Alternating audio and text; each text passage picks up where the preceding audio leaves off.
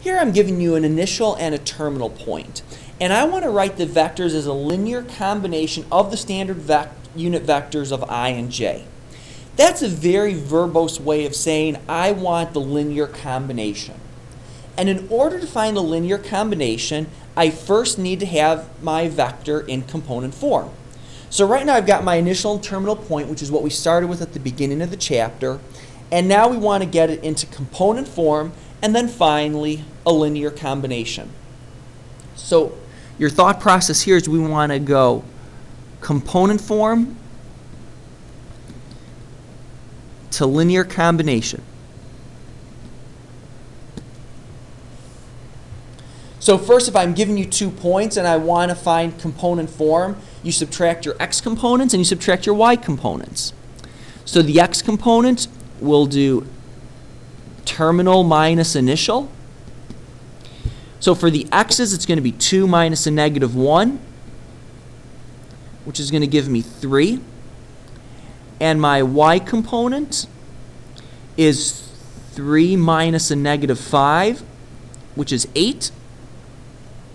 So my component form is 3, 8. And then to make it a linear combination, we write it in terms of i's and j's, which are unit vectors 1, 0, and 0, 1, which is going to be 3i plus 8j.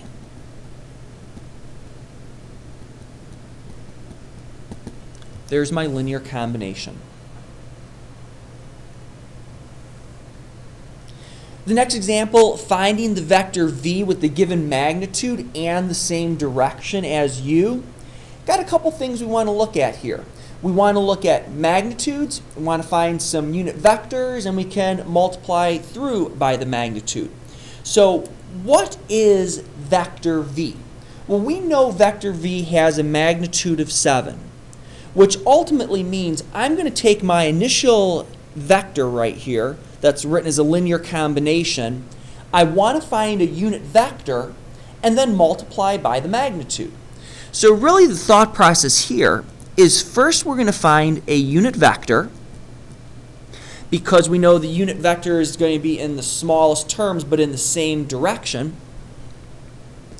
And then multiply by the magnitude.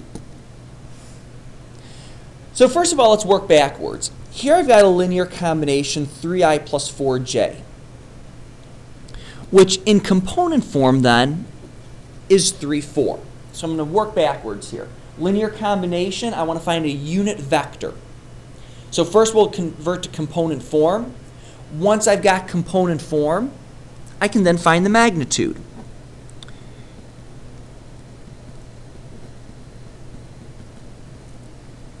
So there's component form,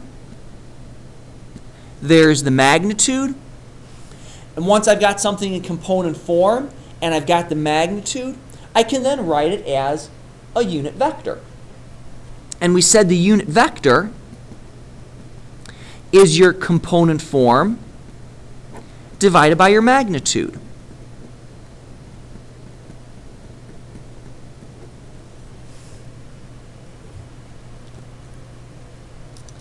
So there's my unit vector, 3/5, 4/5. But that's only with respect to u. I want to find vector v with the given magnitude and the same direction as u. This gives me right here the direction of u. So if I want to find vector v with the given magnitude in the same direction as u, I'm now going to take this vector and bring it over here. And I'm going to multiply through by this magnitude. So 7 times 3/5, 4/5. That gives me the direction of u. And now I'm going to multiply through by the magnitude to end up with vector v. So if I do that, I get 21/5 and 28/5. This would be vector v. So here the magnitude of vector v is 7. The direction is going to be in the same direction as 3i plus 4j. The unit vector of 3i plus 4j is 3/5, 4/5. So once I've got that unit vector, which gives me direction, I'm then going to multiply through by the magnitude. Last vocabulary word we want to look at is a directional angle. And a directional angle is just going to tell us the direction and standard position that a vector is going. Is it going in 28 degrees? Is it going 65 degrees? And the way we look at this is we can break down our vector in component form into cosines and sines, or our linear combination into cosine of i's, sines of j's. Now, you might think, oh man, that looks overwhelming, but just realize cosine, remember, on the unit circle is the same as x values, sines are the same as y values. And when you look here at i's and j's, I represents horizontal component, which is the x direction. Y represents the vertical component, which is the j direction. So if you're given a vector written as a linear combination, you are going to take the tangent inverse to the constants. And remember, tangent is your y over your x. So we want to find the directional angle for 2i minus j.